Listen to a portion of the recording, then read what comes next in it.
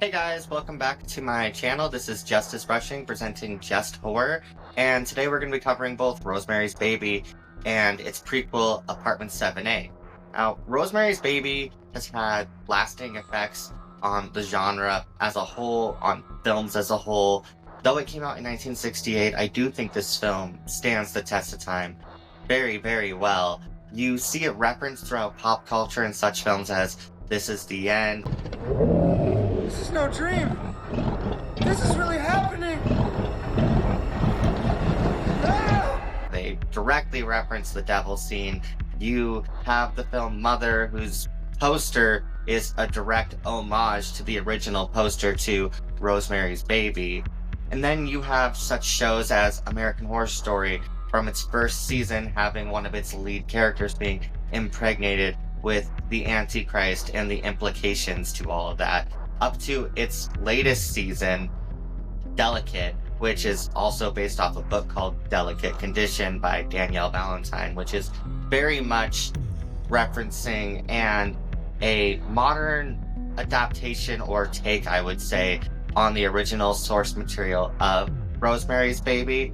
And the season, though it didn't happen in the book, the season of American Horror Story Delicate even directly has scenes that are recreated from Rosemary's Baby behind the scenes on the set of that film with Mia Farrow, Roman Polanski, and all of them. Speaking of Roman Polanski, we're just gonna clear the elephant in the room right now. Honestly, this film isn't going to, this video isn't going to be a jerk-off session for film bros who love Roman Polanski by any means at all.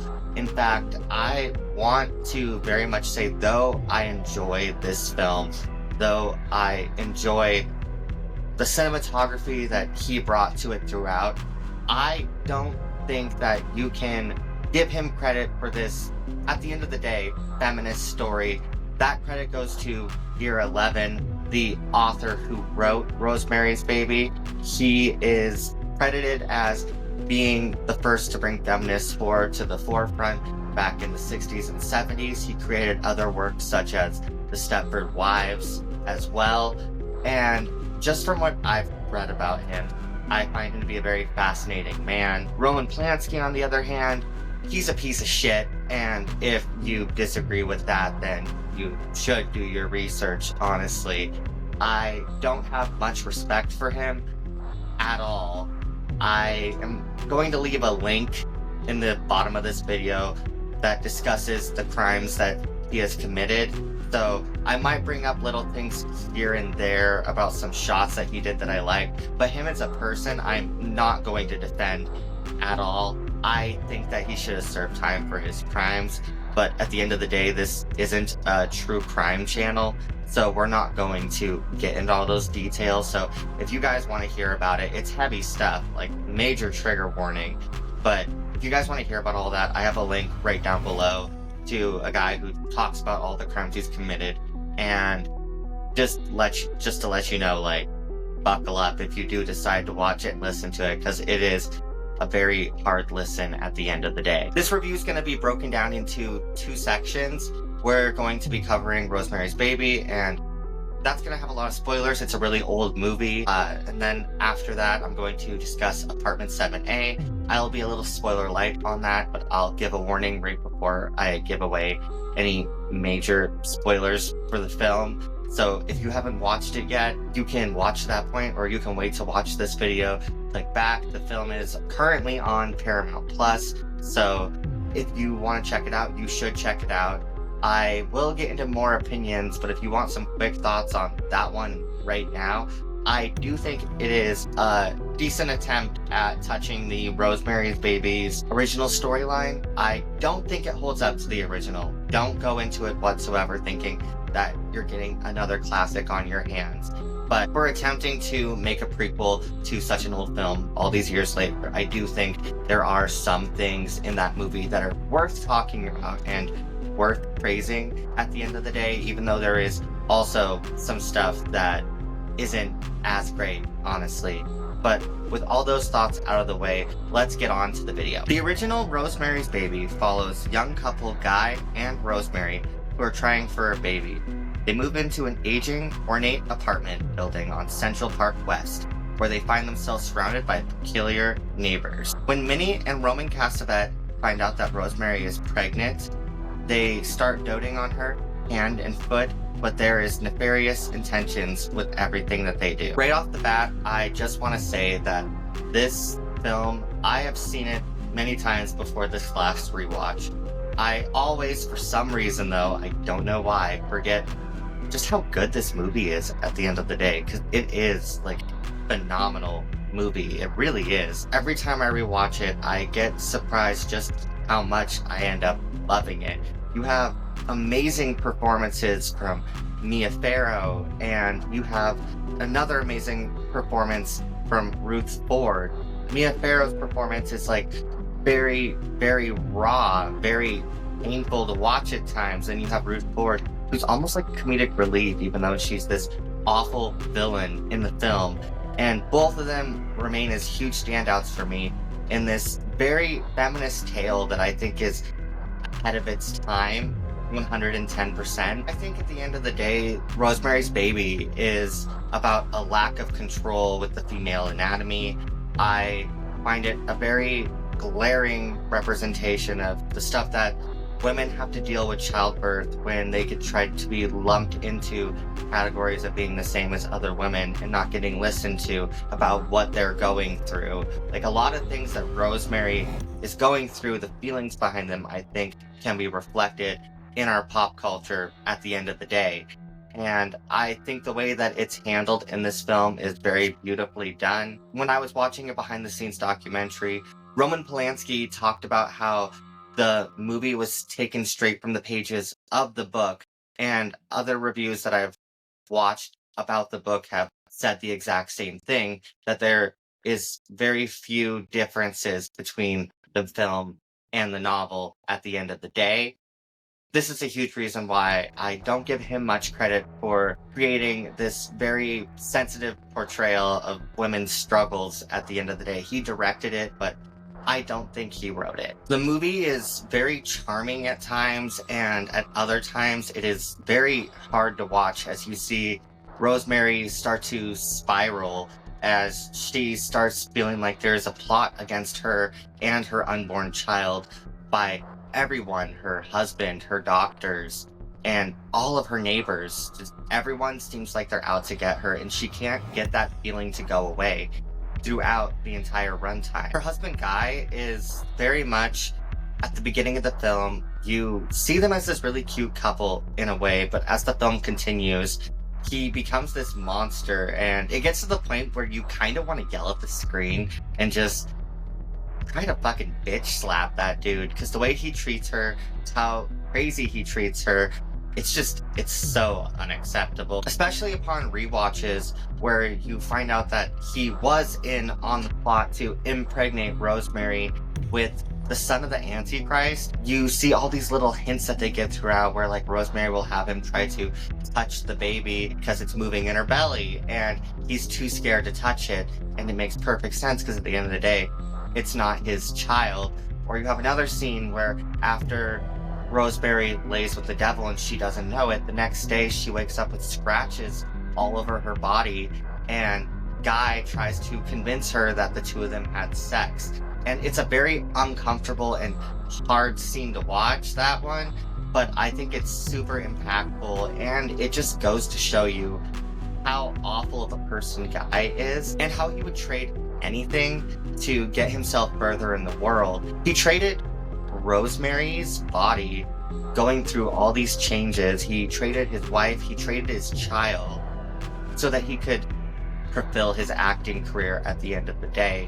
And this is going to be something that I'm going to get into as well in Apartment 7A that I think is very much relevant to that film, and I think is a concept that they touch back on in that movie. Now, Mia Farrow's performance throughout this film, I give her mad credit for being able to complete this film, and the way that she talked about it in the documentary that I watched, I thought was very endearing in many ways. She, at one point, discusses how at the time she was with Frank Sinatra, she was supposed to be in a Frank Sinatra movie at the time.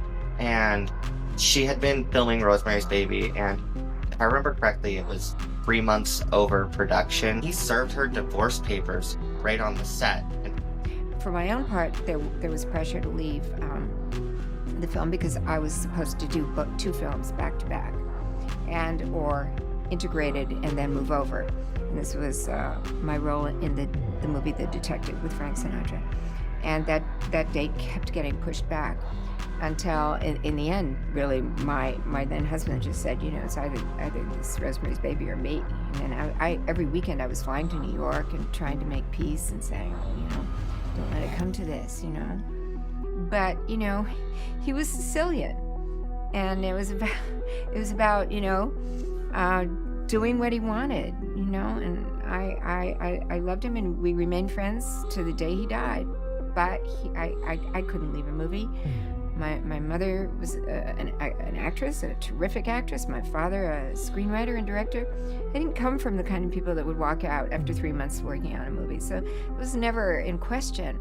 One thing that I think was handled very well in this film, Roman Polanski was able to realize that less is more. This is something that I don't think you see in any other adaptation done for Rosemary's Baby, because you don't really see any of the deaths on screen, but they're still impactful and they lead to that sense of dread. The final moments of the movie, when Rosemary sees her baby, you never actually see the child. It's left to your imagination. They even discuss that as well in the documentary, where at one point they thought about doing a child. They thought about making some kind of dummy to throw in the cradle for Rosemary to freak out about. But they decided that it's so much scarier to imagine what is in there, like what the creature is. And I think that was an amazing way to do that, because it doesn't lead to effects that have aged poorly.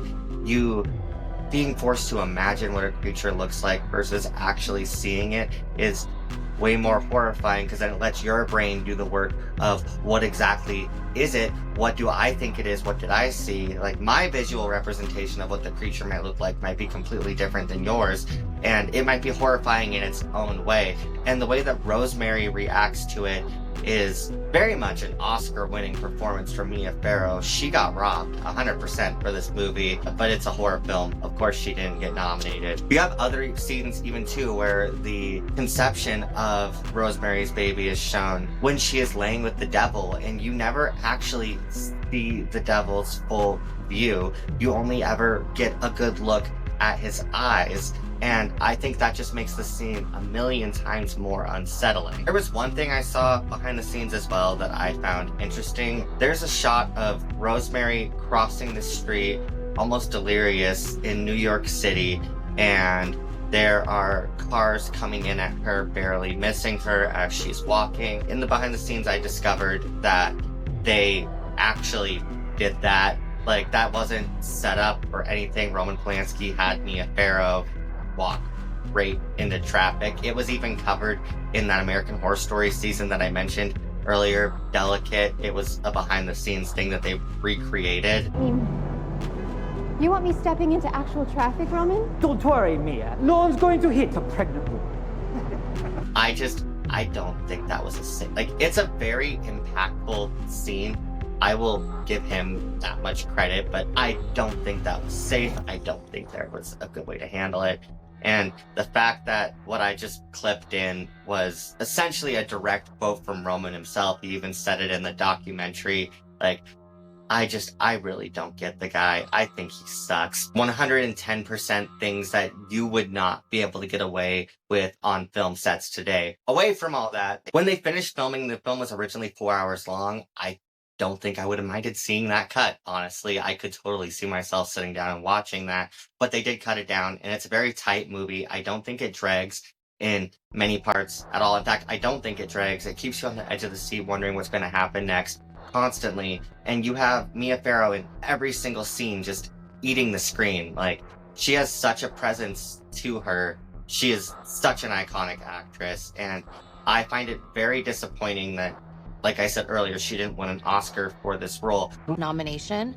How many blowjobs were collectively given for you to even be considered? I mean, Derek's jaw may never recover. Who did win an Oscar, though, was her kooky neighbor that played Minnie Cassavette, Ruth Ford. She won Best Supporting Actress at the Oscars, and I have to say that is an amazing feat. I think that's awesome because she is someone that you very much are drawn to throughout the film. Her portrayal of that character is very creepy at times, but also very witty, very funny, very unsettling. She very much does not hold back in that role at all. So to wrap up my thoughts on Rosemary's Baby, you should definitely go watch it. It's a gorgeous film with gorgeous shots throughout. There's one scene in particular that every time that I've rewatched it, I'm always drawn to, where when Rosemary tries to escape the satanic cult, essentially, she is walked back to her apartment by her husband and her doctor, who are both in on it. And it's this tracking shot that follows them through the window, and they're walking down this hallway up these stairs, and I just think it's a really beautiful shot. It always feels kind of like a painting to me in many ways. But if you haven't seen this movie, you very much should do yourself a favor and go and watch it. It's on Paramount Plus as well, and I highly recommend it. I think it's aged enormously well. I showed it to my boyfriend, who's a little bit turned off by older films, and he very much enjoyed it. Even when I turned it on, he kind of had this reaction of, fuck, we're gonna be watching this old, boring fucking movie. But he ended up loving it, and all these praises that I'm giving to the film, he also ended up feeling the exact same way. Now, not many adaptations have been made for Rosemary's Baby. They made a sequel only a few years later in 1974 titled Look What Happened to Rosemary's Baby. Not to be confused with Whatever Happened to Baby Jane, because for some reason, when I was trying to look for this sequel, I kept trying to type in Whatever Happened to Rosemary's Baby, when no, it's Look What Happened to Rosemary's Baby.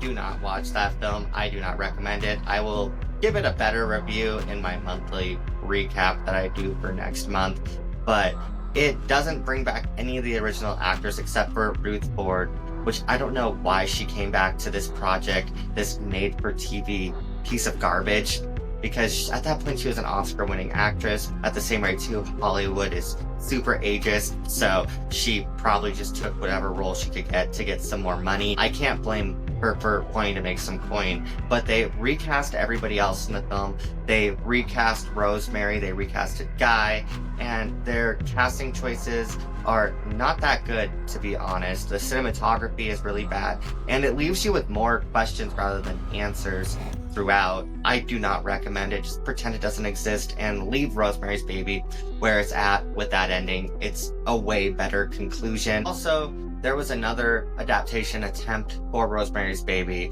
They remade it into a mini-series in 2014 starring Zoe Saldana. It's just a new take on the original tale. It's just a remake, and I don't think it's bad, but it's just very bland. And something that this film struggles with is one of the things that I think Apartment 7A struggles with as well, that I will get into, is they don't remember that less is more.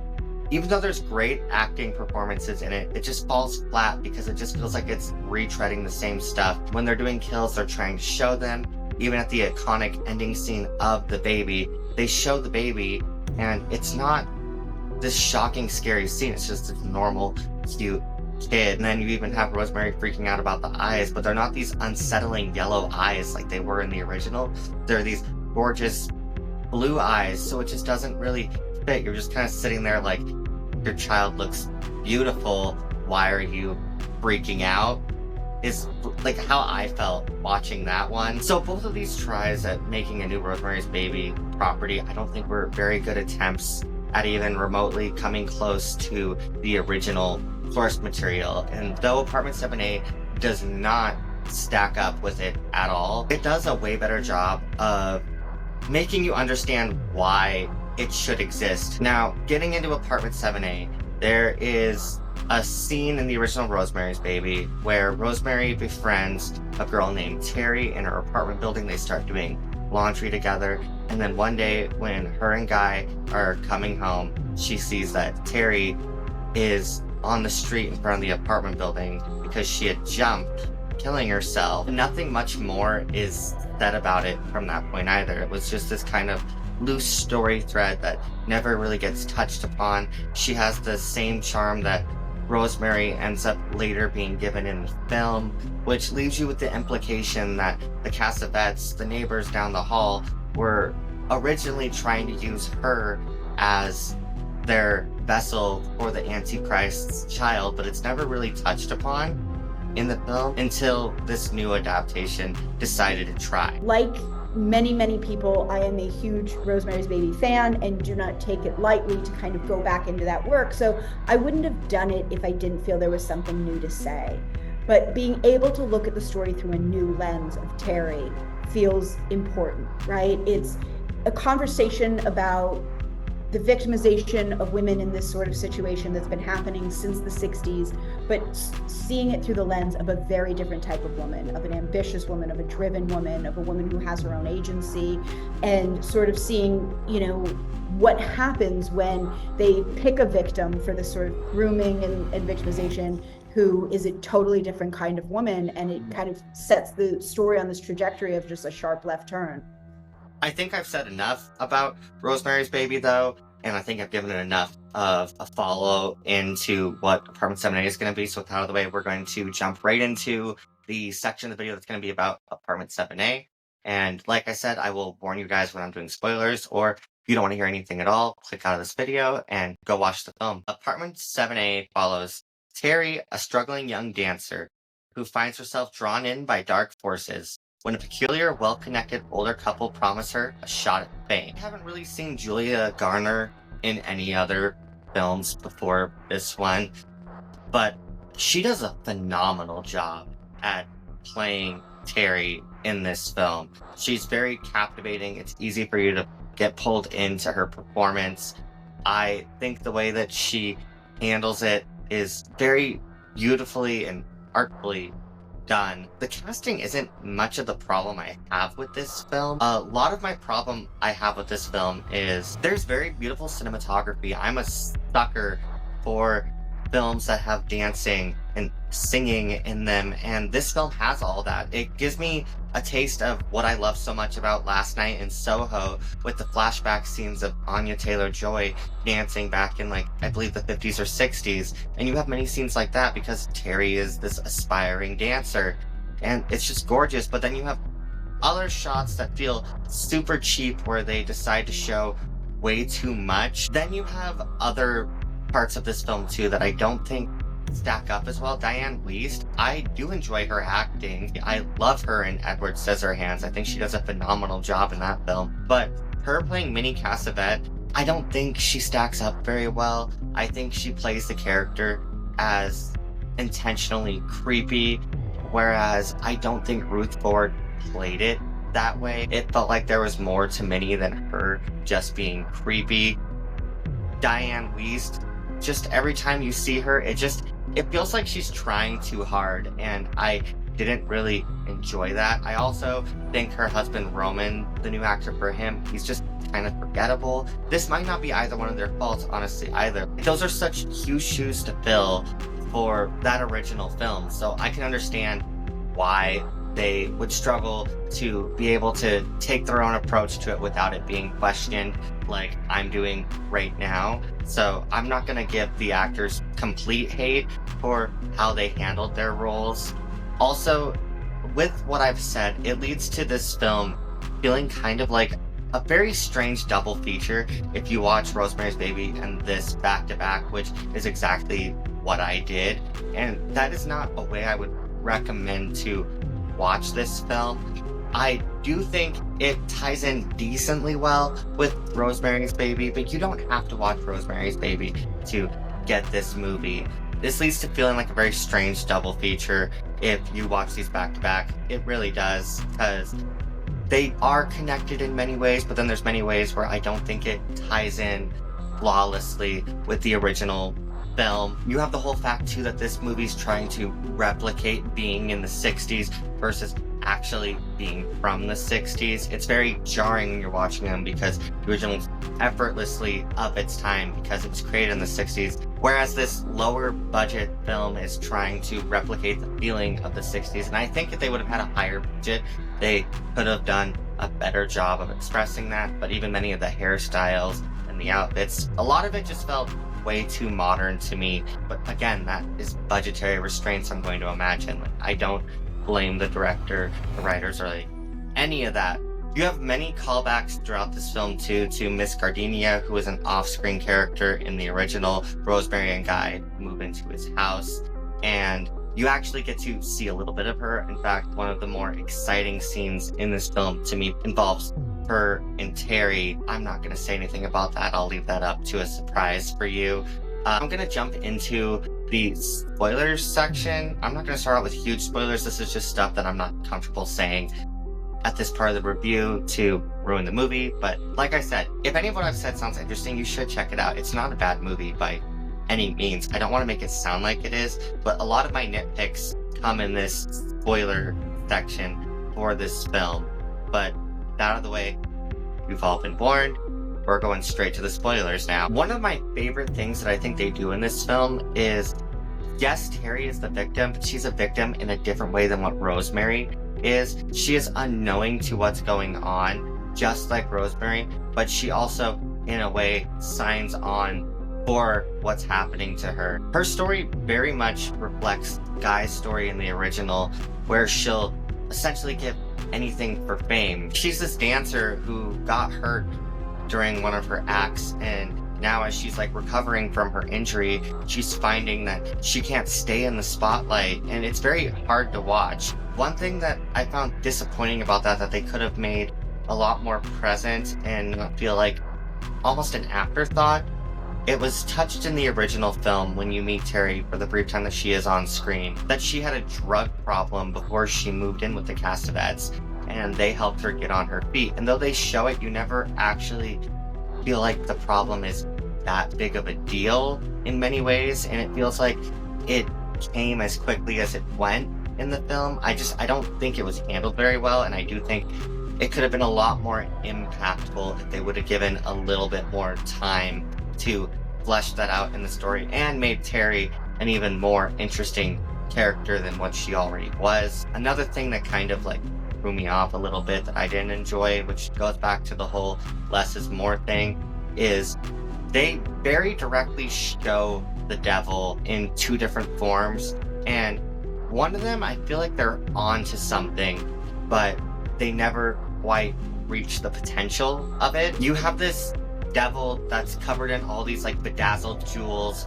all over its body, and I think the concept of that is super cool, especially for this being like this glitzy like dance film. It's super performative, but at the end of the day, I do think it looks a little hokey, a little cheesy, and I think there could have been a better way to done that.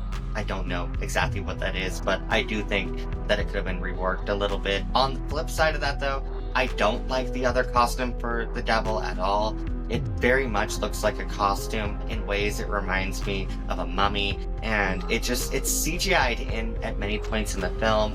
The devil itself is CGI'd in, it feels like, at many points in the film. You have scenes where the devil's wrapping its hands around Terry's waist, and you see its like long fingers, and it just feels like cheap jump scares, and it's too reliant on those cheap jump scares and not confident enough in its story to not need them, whereas the original didn't use that stuff. It didn't telegraph the story to you right from the beginning. It let you put the pieces together, because you as the viewer, if you as smart enough to be able to pick up on that stuff, whereas this film, I don't think treats you like you're that smart. I also think that Rosemary's character not being in the film is a huge plus, but also this negative that kind of like weighs over the film. I understand why they didn't decide to have her at the forefront or even a side character.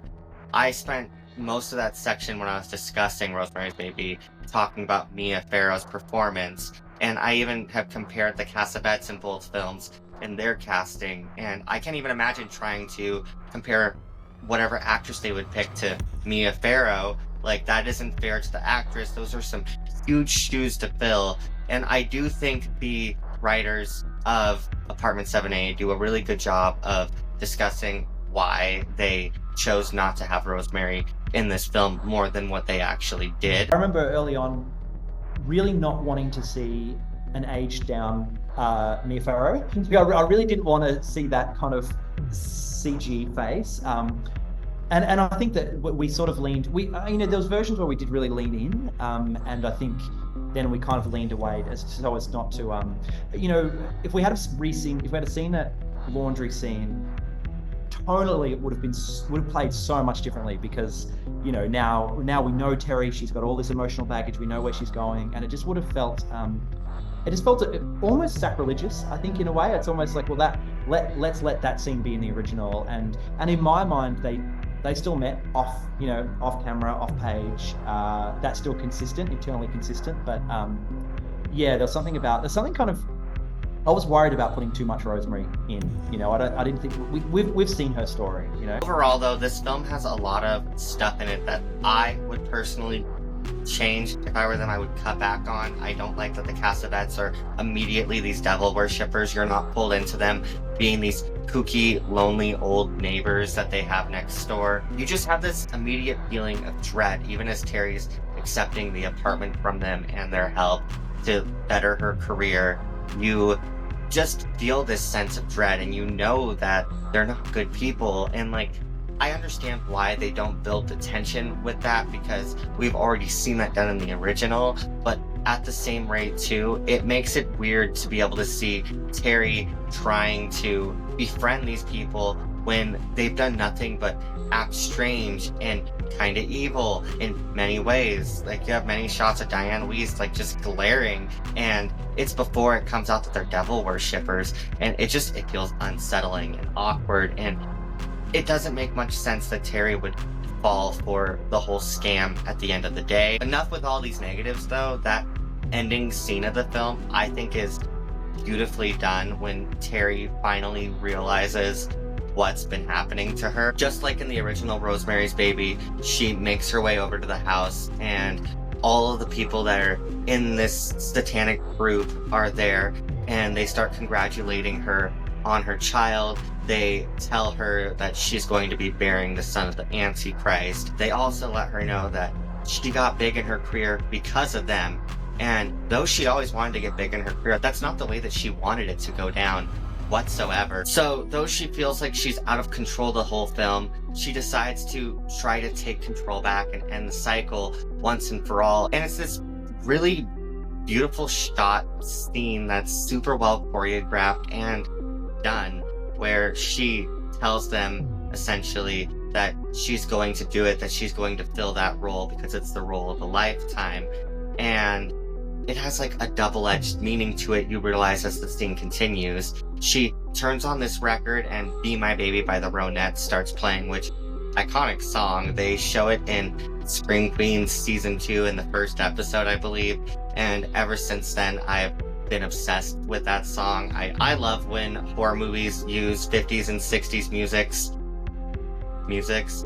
I love when horror movies use 50s and 60s music in their scores. I just find it very quirky, honestly. But she starts dancing to Be My Baby, and as she's dancing, she starts jumping over couches. She's caressing different members of the cult and kind of fucking with them in many ways. And then eventually it all leads up to her being at the window and looking back to them, and Minnie Cassavetes just has this look on her face where she realizes what Terry meant when she said it was going to be the role of a lifetime.